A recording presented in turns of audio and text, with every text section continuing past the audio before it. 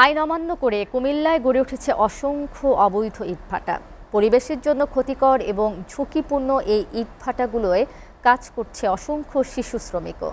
সুশীল সমাজের মতে পরিবেশ ও স্বাস্থ্যের জন্য ঝুঁকিপূর্ণ এমন পেশায় শিশুদের নিয়োগে প্রশাসনের দৃষ্টি দেওয়া জরুরি। স্থানীয় প্রশাসনের কর্তারা জানালেন, বিভিন্ন সময় অভিযান চালানো হয়েছে, শিশু শ্রম বন্ধে নেওয়া হবে ব্যবস্থাও। কুমিল্লা প্রতিনিধি রফিকুল ইসলামের প্রতিবেদন। কুমিল্লা জেলার প্রায় সবকটি উপজেলায় রয়েছে ইটভাটা। নিয়ম কানুন অমান্য করে গড়ে ওঠা এসব ইটভাটার অনেকগুলো তৈরি হয়েছে বসতবাড়ি, বিদ্যালয়ের পাশে।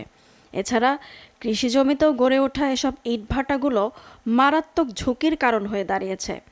ইটভাটার আশেপাশের এলাকার মানুষ আক্রান্ত হচ্ছে শ্বাসকষ্ট সহ বিভিন্ন চর্মরোগে। ইটভাটার ধোঁয়ায় ফলন কমছে কৃষকদের। ইটভাটার জন্য মাটি কাটায় নদী তীরও পড়েছে ভাঙনের মুখে। মারাত্মক ঝুঁকিপূর্ণ ইটভাটাগুলোতে নিয়োগ করা হচ্ছে শিশুদের। আন্তর্জাতিক শিশু অধিকার আইন লঙ্ঘনের বিষয়টি দেখার যেন কেউ নেই। কাজ করে ভালো লাগে না, কেন বাড়িতে ভালো লাগে না। আমার পরিবারের শুধু আমার বাবা আছে আর আমার ছোট ভাই একটা আছে। শিশুদের জন্য এমন ঝুঁকিপূর্ণ কাজে হতাশ সুশীল সমাজ। অবৈধ ইটভাটা, এই অবৈধ ইটভাটাগুলো আমাদের ফসলি জমিকে নষ্ট করে, পরিবেশ দূষণ করে এবং আপনি দেখবেন যে ইটভাটার আশেপাশের সমস্ত মানুষগুলো শ্বাসকষ্ট সহ নানা রকম কষ্টে আক্রান্ত। ইটভাটার ধোঁয়া পরিবেশের জন্য ক্ষতিকর। বাচ্চা ও বৃদ্ধদের শ্বাসকষ্টের কারণও এই ধোঁয়া। কৃষি জমি নষ্ট করে ব্রিকফিল্ড তৈরি করা এটা ঠিক না। কৃষি জমির ব্যাপারটা তো আসলে ঠিক আমার বলা ঠিক হবে না।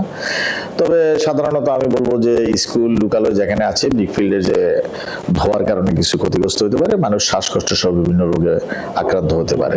প্রশাসন সূত্রে জানা গেছে, কুমিল্লায় 106টি ইটভাটা অবৈধ। তার মধ্যে 32টি বন্ধ ও 6টি ভাঙ্গা হয়েছে। এখন লাইসেন্স দেয়া বন্ধ আছে। পর্যায়ক্রমে নেওয়া হচ্ছে ব্যবস্থা।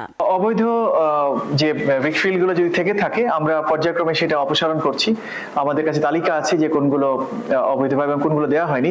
অনেক আবেদন আছে কিন্তু আমরা দিতে পারিনি, দেইনি, কারণ তারা পরিবেশের এবং অন্যান্য যে ক্রাইটেরিয়াগুলো আছে, বিধিমালা নীতিমালাগুলো, সেগুলো মেনে করেনি। আমরা যে অভিযান পরিচালনা করছি, অভিযানের মধ্যে 6টা ব্রিকফিল্ড ভাঙ্গা হয়েছে এবং আরো কিছু প্রায় 33 লক্ষ টাকা জরিমানা করা হয়েছে বিভিন্ন ব্রিকফিল্ডে। এই অভিযান অব্যাহত থাকবে। উন্নয়নের জন্য ইটের উৎপাদন খুবই জরুরি, তবে সেই ইট উৎপাদন হতে হবে পরিবেশ ও স্বাস্থ্য ঝুঁকি বিবেচনায় রেখে।